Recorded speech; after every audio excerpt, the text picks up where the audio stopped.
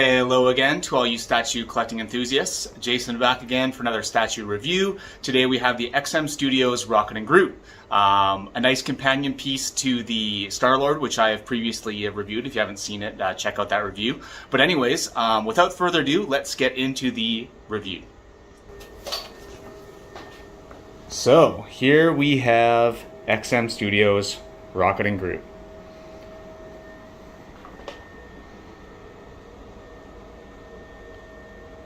Now, before I get into the actual review of the statue, let's talk about what's in the box. So first of all, it came in an enormous box. Just one giant box, unlike a lot of other statues of the size that'll come in two boxes. Just one enormous box. Like XM Studios does, it comes in the sort of a hard, thick black box with just the name. Rocket and Groot. I kind of like this. They don't come with art boxes, and I don't miss it, to be honest, because I like how they package them with these straps, so you don't even have to take this out of the shipper. You can just sort of pull the top off, get your statue out, nice and clean, without needing to worry about pulling out the art box and the rest of that. There's the top of it. Anyways, standard, always great from XM. Inside the box, two things. You get the reference guide for when you're putting the statue back away, which I really do appreciate. I really hate having to constantly take pictures of statues as I take them out so that I don't forget where everything goes once it's back. So this helps alleviate that concern. One thing that I'm not a massive fan of is how they've moved over the instructions to YouTube. I'd like to have it all in one place, but hey, not the end of the world. And then you get this great art print, Rocket and Groot. Nice. Someday maybe I'm going to display all my art prints, but for now, that will go back in the box. Beyond what is already on the statue, which we'll see in a second, you get two swap outs for Rocket, just two separate guns. So basically how it works is you can have two with a big gun, two with a small on each hand, or a combination of the two, like I have there. So without any more delay, let's get into the statue himself, or itself. There's two of these guys here. Let's start from the top. The most interesting stuff is up on the top, and let's start with Rocket. His face looks really good. Nice detail in his eyes. His teeth have a nice shimmer to them, and so do his gums, which is pretty cool. Makes him look more animal-like. So that's nice. I should say at the top of the video here that I struggle with this statue. I feel like this is one of those statues that I should like more than I do. I'll just say it right from the get-go. I love Guardians of the Galaxy, the movie. As I've said on previous videos, I don't tend to collect live-action statues. I'm just not really into it. I like the comic book stuff, even if it's characters that have both been in the live action movie or in the comic books. I tend to go with the comic book versions, just because I dig that more. And that's why I went with this Rocket and Groot, which is more comic book based. Obviously, it has this kind of more traditional comic book outfit. Rocket does, matching the Star-Lord that I owned and reviewed as well. My problem is, previous to the MCU and previous to Guardians of the Galaxy, the movie, I didn't really know these characters. I was aware of Guardians of the Galaxy, but I didn't know much about them, and I certainly didn't have any sort of feeling towards them. Then I saw the movie, and for me, that was at that time it was the greatest movie of the decade, and it is probably still my favorite movie right now. And I have a lot of movies that sort of compete for that spot. A lot of older movies and some newer movies. I'm a big movie fan, but I just thought that what they did with the Guardians of the Galaxy, what James Gunn did with the Guardians of the Galaxy movie, was something truly special. He took these characters that nobody really knew about and really made the audience love them, and that's something that's difficult to do with a IP that's relatively unknown other than to hardcore fans. So I think it's because of that I'm like, all right, I look at this statue, kind of like I did with Star-Lord, and I'm like, okay, these are the characters that I love from that movie, but I don't think I love the characters outside of the movie. And I think that's what I'm struggling with here. I think it looks awesome. I think this is super cool. Really dynamic poses to both of them, and lots of detail, as we'll get into. But I just don't love the characters enough outside of the MCU versions of them to really appreciate the statue like I probably should, or like people who know and love these characters from the comics do. So let's get back to Rocket, though. Really nice detailing. His outfit is so similar to the Star-Lord one that I reviewed, which is really cool. I would imagine that side by side they would look amazing together. I just don't have Star-Lord anymore to compare to because I sold him soon after I did the review. His tail looks great.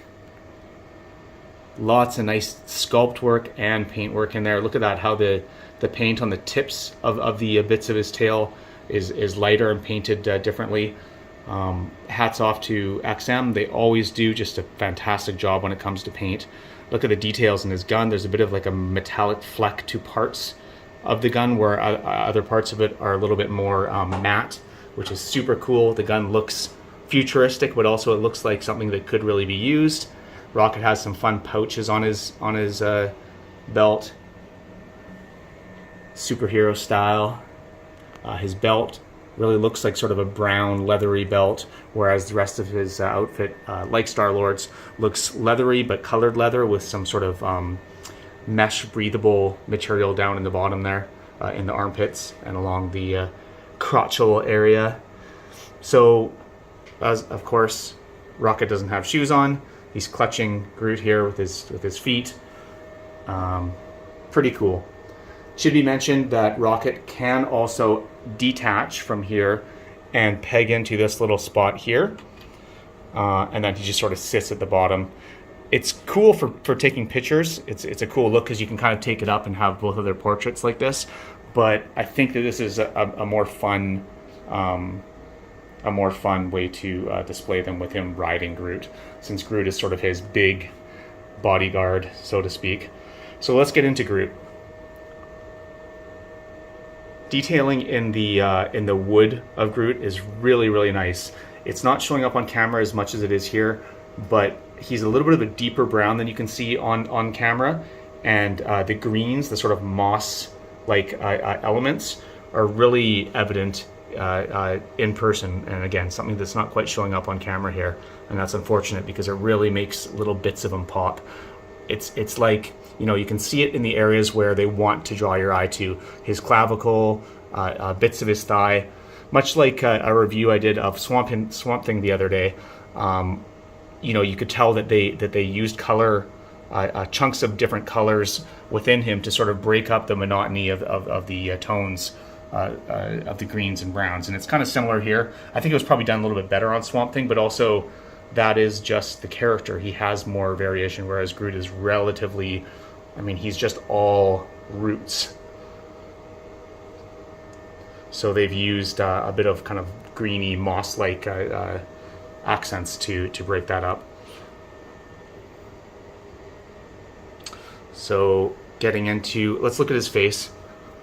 His face is great. I like how even his teeth kind of they sort of look like they're made of wood. You can see the separation of them, but like kind of wood-like. His eyes are nice. The black around them really makes the white of them pop, and I think that's a really nice look. Sorry for the blurriness here. I'm not sure why that's happening. That's a cool sort of angle there where you can see the both of them. There's a lot of expression in his face, even though he's, you know, a wood creature. And there's a lot of flow and character to this version of his face as well. I didn't realize this before, but he kind of has a little elf ear almost there. His hands are nice. The pointy fingers, you know, reaching back in that sort of aggressive pose, like he's shooting these these these wood tentacles out of his arm towards the enemy. Very cool. Lots of different angles that you can take pictures from that really give it an awesome look. Sideways, up. Just an certainly an impressive statue and mold. I like how he's hunched over here. It really gives it that dynamic feeling of motion. And there's if you look at the flow of all of the roots in him, you really get the sense that things are moving up from his feet and pushing outward. Like all the energy is pushing towards his hand that he's shooting that the roots out of, which is a really, really cool look. Let's get again look into the details of his back here. Very neat. Again, you can see the variations in color of the greens and browns coming in from the back. Got a bit of a bony butt here. He needs to do his squats a bit more by the looks of things.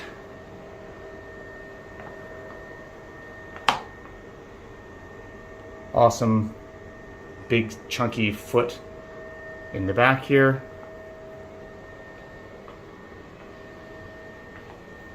Now, one thing I'll mention, a lot of like there's a ton of little pieces that sort of detach off of him. And I'm not sure, I understand why they did it. They want a little bit of sort of a three-dimensional feel to him. So you can see this piece is like, there's a lot of that. And when I was putting it on, I'm like, is this really necessary? Could they not have just done this in the sculpt itself? Some of these things make more sense, like this. I guess that could be really fragile if it was all part of the sculpt. But some of the things that are just, you know, pieces of him, his chest, like this comes off. Is it necessary? I don't know. Maybe, listen, I don't understand the logistics that go into creating a statue like this, you know. So maybe that was necessary. I just felt a bit tedious as I was putting them together, but who knows. So let's get into his base. This is the part that I'm not that fond of, to be honest. I get it. It's supposed to be a piece of the ship that has been downed, and it's still sort of red hot. But this doesn't look, I don't know. Maybe I'm just being a bit nitpicky. The areas in here kind of have that sort of heat. You know, can't remember what the term is, but when heat, something extremely hot heats up metal, it has that sort of, it almost gets like a rainbowy color. There's a term for it. It's eluding me right now, but that looks pretty good. But this sort of orangey area around this lip that's supposed to represent it being, you know, still red hot, so to speak, I don't think looks as good. But you know, when you're looking at the statue from far away, no problem, it pops, and it probably actually ties in nicely to the base of Star-Lord. But just when I'm looking at it here, I just don't think it looks that impressive. And I'm not sure why there's like almost a wood look to the back of this thing. Is the back of the engine made of wood? I don't know. So that part of the base I'm not that big of a fan of. But interestingly enough, the base, the sub base here, I think is really cool.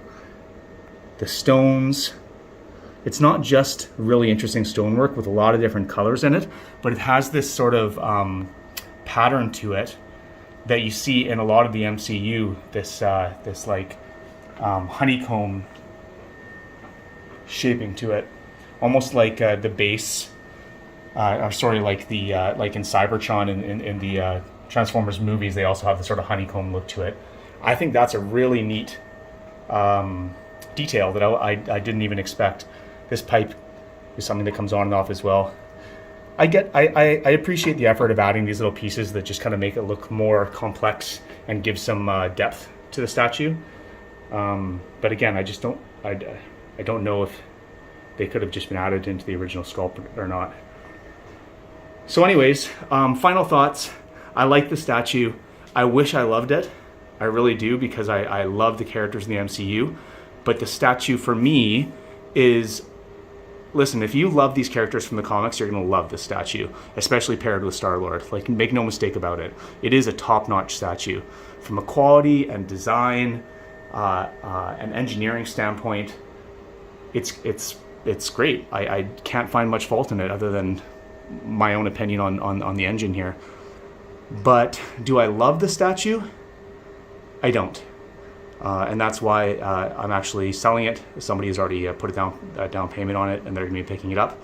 The reason I'm reviewing this is really just because I wanted to take it out of box and make sure that it's all looking okay for that person. And again, it is. It's a nice statue. Won't be in my collection for much longer, but definitely solid. So that's it. I hope you guys enjoyed the review. If you haven't already, please like and subscribe. You can find me on Instagram as well, prime.collectibles. And other than that, have a wonderful day. And that's it. Later.